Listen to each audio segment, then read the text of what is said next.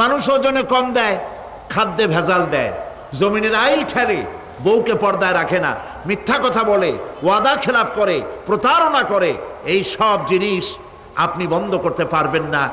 Clean heart তো ভালো, এর থেকেও বড় কোনো অপারেশন যদি থাকে, সে অপারেশন করেও মানব গোষ্ঠীকে ভালো বানানো যাবে না।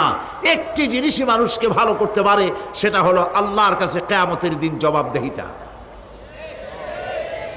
এই জবাবদেহিতার উপরে ভিত্তি করেই আমি আপনাদের সামনে কথা বলতে চাই। যদি আল্লাহ পাক আমাদেরকে তৌফিক দান করেন, আমরা বলি আমিন।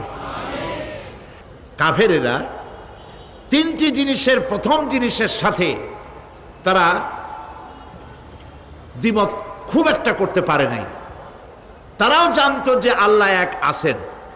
তাদের যে দেবতাগুলি ছিল এ সম্পর্কে তাদের ধারণা ছিল যে দেবতাগুলিও ওই আল্লাহর তৈরি করা। তবে